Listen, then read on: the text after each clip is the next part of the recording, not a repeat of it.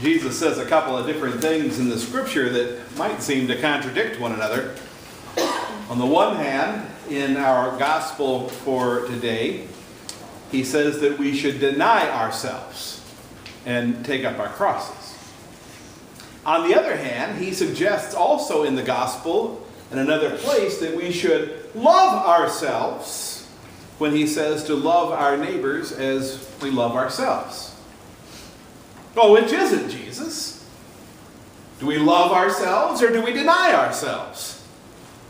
The answer is yes, if you understand the law and the gospel. Remember that all of Scripture can be divided into law and gospel. Law is that which God demands that we are to do or not to do. And the gospel is the promise of forgiveness and eternal salvation because of Christ's damnation in our place. God knew from the very beginning that we would not be able to fulfill the law. So he sent his one and only Son to do what we could not do, and therefore to pay for our sin. By nature, we are sinful beings. By nature, we tend to place ourselves first. We place ourselves before others, and we even place ourselves before God himself. That's why the very first commandment is love God above everything else. When we love God above everything else in the world around us, even above ourselves, we put everything, even ourselves, after God. And of course, we all know that's a whole lot easier said than done. And in fact, we rarely do it. That's why he gives us the other 9 commandments, to try to help us keep ourselves out of first place. Love God and don't misuse his name. Love God and worship him regularly. Love God and honor the authorities he's placed in your life. Love God and don't hurt each other.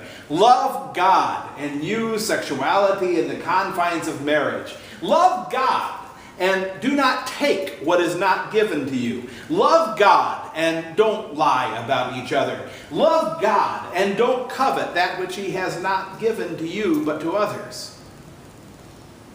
The bottom line is that we are not loving God. We are not loving ourselves. And we are not loving anyone else when we break the law. And it doesn't really matter how we feel about it. Feelings are a thing that lead us into a great deal of trouble.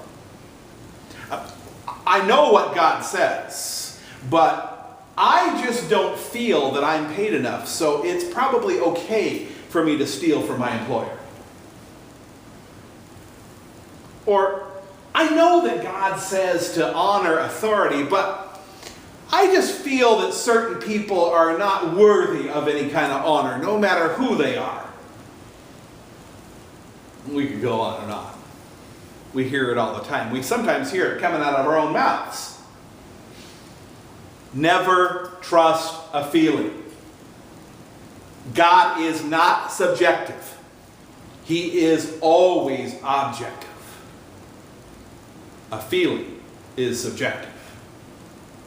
And therefore it is subject to the fall into sin. Our experiences, our understanding, our perception of things are all affected by the fall into sin. And so therefore they are all unpredictable and they are all faulty.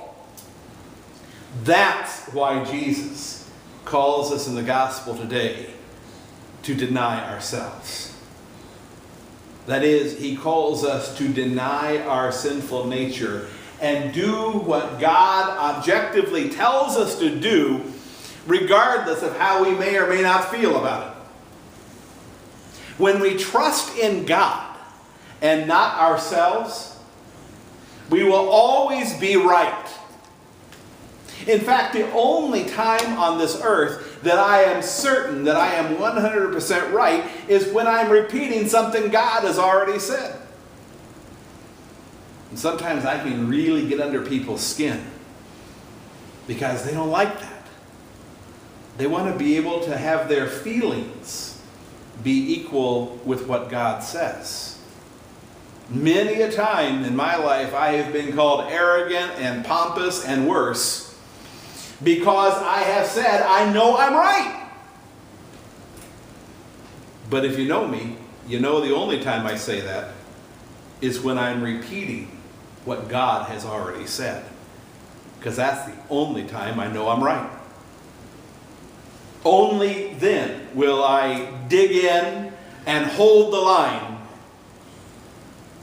because that's when I know that I'm proclaiming God's word.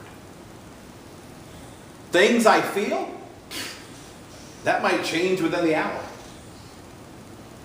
I once hated Brussels sprouts, but now I love them.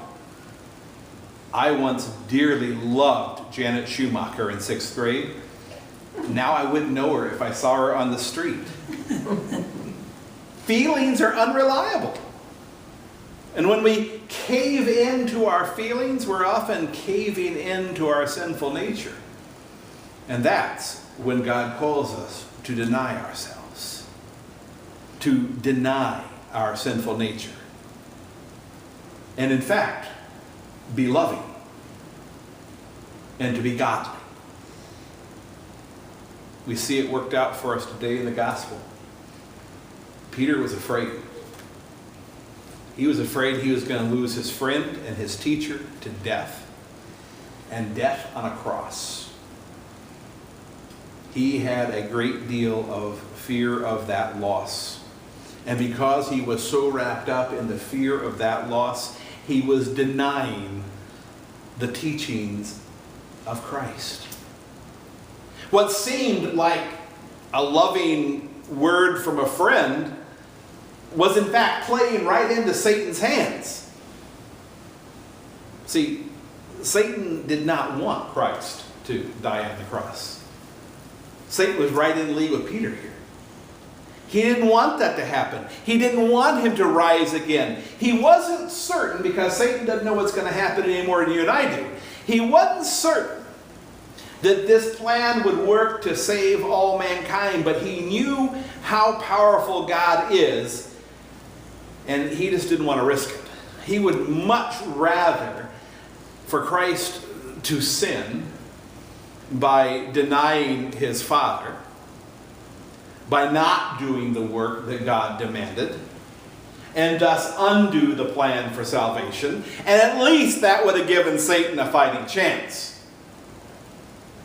Peter didn't get it, and that's why Jesus rebuked him. Get behind me, Satan. You are not pursuing the things of God here, but the things of man. Deny yourself and take up your cross. Pursue the things of God. Deny your sinful nature, its desire to make everything about how we feel. Have confidence in the objective Word of God, and know that what He says is right and good and holy, whether or not we understand it.